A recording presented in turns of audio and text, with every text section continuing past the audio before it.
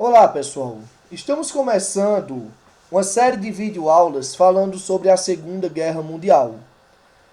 Nessa série de aulas estaremos analisando desde como iniciou-se o conflito até a sua finalização no ano de 1944. Na primeira parte dessa série de vídeos falando sobre esse conflito, não falaremos propriamente dito sobre o conflito, mas sobre as tensões existentes no mundo europeu momentos antes desse conflito iniciasse. Entre os elementos de tensão que vale destacarmos nesse vídeo, podemos apresentar para vocês a insatisfação alemã em relação ao Tratado de Versalhes.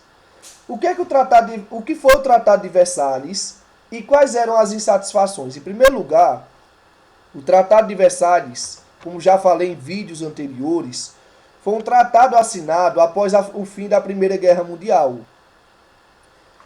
Quando estava prestes a terminar a Primeira Guerra Mundial, uma das exigências tomadas pelos países vencedores, nesse caso França e Inglaterra, foi que os países que estavam se rendendo, nesse caso a Alemanha e Império Austro-Húngaro, estes assinassem um tratado reconhecendo a vitória dos aliados e também perdendo uma série de coisas que eram consideradas perigosas para um novo conflito.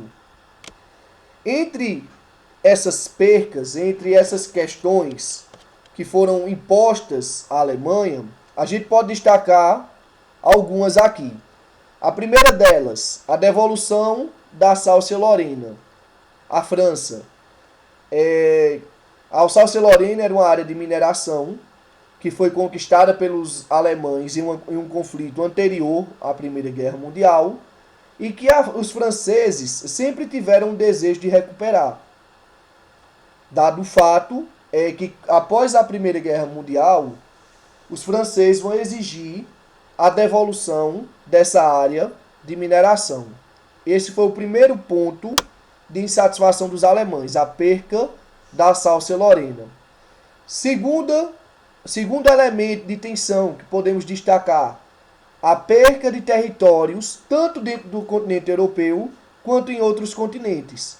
Se formos olhar o mapa alemão, perceberemos que a Alemanha antes da Primeira Guerra Mundial e a Alemanha posterior à Primeira Guerra Mundial, ela é estritamente menor em seu território. A mesma coisa vai ocorrer também, por exemplo, com as possessões alemãs dentro do continente africano e também dentro do continente asiático. Na verdade, a Alemanha ela perde todos os seus territórios fora da Europa e perde também parte do seu território dentro do continente europeu. Terceiro elemento de tensão que podemos destacar: proibição da produção de armas, tanques, navios e também quantidade limitada de membros do exército alemão. Isso em si, pessoal, já gera um grande baque, vamos dizer, em termos de empregos. Produção de armas, de tanques e de aviões gerava um grande massivo de pessoas empregadas. E agora essas produções estavam terminantemente proibidas, além de limitar também a quantidade de membros do exército, o que diminuía ainda mais os postos de trabalho.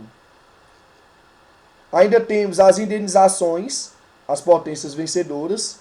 A Alemanha deveria se preocupar primeiro com a reconstrução dos países vencedores do que com sua própria reconstrução. Pelo menos era isso que dizia as indenizações. E também a dependência do capital externo. A gente vai ver que o povo alemão ele perde sua hegemonia econômica, a tal ponto de quem mandar no país ser os países vencedores e os Estados Unidos. Ah, professor, será que de fato é dessa maneira? Claro que é. Prova disso é a crise de 29, quando ocorre a quebra da Bolsa de Valores de Nova York no ano de 1929, Consequentemente, a Alemanha ela vai passar também por uma hiperinflação. Para você ter ideia, eu já mostrei aqui em vídeos do canal que existiam locais da Alemanha que as pessoas chegavam a pegar maços de dinheiro para poder aquecer suas lareiras, para aquecer as suas chaminés. Haja vista que a queima de dinheiro era muito mais barata do que de fato você ir comprar lenha. Pra você ter ideia de como perdeu o valor monetário a moeda alemã. Haja vista que existia essa dependência financeira. Então esses pontos aqui são os mais gritantes em relação à insatisfação alemã após a Primeira Guerra Mundial. Insatisfações essas que serão alimentadas por um indivíduo denominado de Hitler. Mas quem foi Hitler? Hitler era um ex-combatente austríaco. Nessa época, a parte austríaca, que hoje é a Áustria, pertencia ao território alemão, que nunca aceitou a rendição das tropas alemãs diante da Primeira Guerra Mundial. Para você ter ideia, quando a gente vai analisar a biografia desse líder alemão, nós veremos que em um determinado conflito ele foi prejudicado por um arremesso de uma granada e, dado o fato, ele passou vários dias se recuperando no hospital, inclusive perdeu parcialmente sua visão, e quando ele se recupera totalmente para poder voltar ao conflito, ele recebe a notícia que os alemães já haviam se rendido e haviam assinado o Tratado de Versalhes. Então ele era uma pessoa insatisfeita com essa posição alemã, que foi adotada no ano de 1918. E Hitler ele ascende ao poder. A gente viu em outra videoaula falando sobre o totalitarismo que ele vai utilizar-se da criação do partido, de sua prisão na cadeia alemã, para poder construir uma retórica, um pensamento que vai agradar muito os alemães insatisfeitos, que vai ser o livro Mein Kampf, ou Minha Luta, onde ele apresenta judeus e comunistas como os principais inimigos. Prova disso é que quando ele ascende ao poder, ele começa de fato a perseguir os judeus, criando uma série de medidas restritivas, tais como primeiro obrigá-los a usar a estrela de Davi no braço, depois proibindo eles de frequentarem lugares públicos, como restaurantes, praças, obrigando eles a falar quem eram, para que as pessoas pudessem decidir se eles permaneciam andando sobre a calçada ou não. E posteriormente a essas medidas restritivas, a gente ainda vai ver a apropriação do Estado alemão das riquezas geradas por esses judeus. O isolamento deles em guetos e depois o extermínio. Então Hitler ele vai ser responsável por isso. Agora vem a grande pergunta, por que os judeus? Zygmunt Bauman, sociólogo polonês, no livro Modernidade e Holocausto, ele chega a citar que a comunidade judaica, antes de Hitler, ela era maior na Alemanha do que a comunidade judaica existente atualmente nos Estados Unidos. Os judeus não eram mal vistos pela sociedade alemã, não eram encarados como inimigos. Porém, a partir da retórica de Hitler, a partir do momento que Hitler ascende ao poder, os judeus passam a ser marginalizados. Por quê? Porque Hitler começa a perceber que durante a crise que estava fazendo com que os capitais financeiros da Alemanha perdessem totalmente o valor, os judeus estavam se saindo muito bem. Estavam comprando casas, estavam investindo. Ou seja, enquanto a grande parte, ou a ampla maioria do povo alemão estava sofrendo com a crise, os judeus estavam conseguindo erguer-se financeiramente, ocupando espaços que anteriormente não ocupavam. Então Hitler vê na perseguição aos judeus uma oportunidade de angariar fundos para assim poder restabelecer alguns princípios que haviam sido vetados durante o Tratado de Versalhes. E que princípios eram esses? A Alemanha precisa reerguer o seu exército. de onde teremos dinheiro para poder pagar novos soldados dos judeus. A Alemanha precisa fabricar armas, aviões, tanques de guerra. De onde tiraremos o dinheiro? Dos judeus. Então, os judeus serão a força motriz, ou a riqueza que eles tinham acumulada, para que a política expansionista de Hitler funcionasse.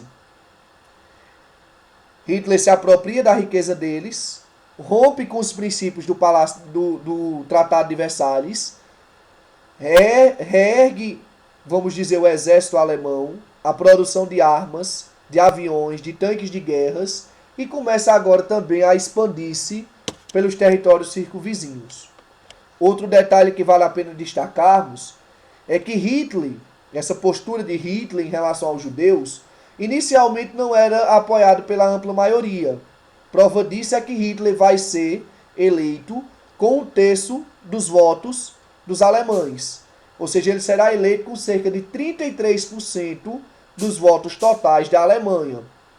No entanto, sempre que se comunicava em seus discursos, Hitler fazia questão de exaltar que o povo alemão estava ao seu lado. Ou seja, ele se mostrava como representante da maioria, embora nem todos concordassem com sua ideologia. O último slide que eu vou propor aqui para vocês, pessoal, mostra um pouco desse rompimento. As áreas invadidas por Hitler ao longo do período entre guerras, ou seja, do período ainda em que a Segunda Guerra Mundial não havia tido início. Vocês podem perceber aí que em março de 1938 ele invade a Áustria, outubro de 38 o país dos Sudetos, março de 39 ele invade parte da Tchecoslováquia, que por sinal era bastante estratégica, porque a área da Tchecoslováquia existia grandes riquezas minerais, e em 39 o último território invadido antes do início do conflito corresponde ao território polonês, ok? Nós daremos continuidade a esse conteúdo, pessoal, na parte 2. Ainda estaremos falando sobre os elementos de tensão. E somente a partir da parte 3 é que nós, de fato, entraremos sobre o início do conflito, ok? Desde já agradeço a atenção de vocês. Qualquer dúvida sobre os conteúdos, eu reitero a postura que já havia assumido anteriormente. Vocês podem entrar em contato comigo pelas redes sociais, WhatsApp, Instagram, Facebook, PS-RUM, nos comentários do vídeo. Vocês podem expor aí o que é que vocês compreenderam, o que não compreenderam, para que a gente possa dar devidas orientações ou orientações extras além do conteúdo que está sendo exposto aqui. Desde já agradeço por tudo e desejo a todos bons estudos.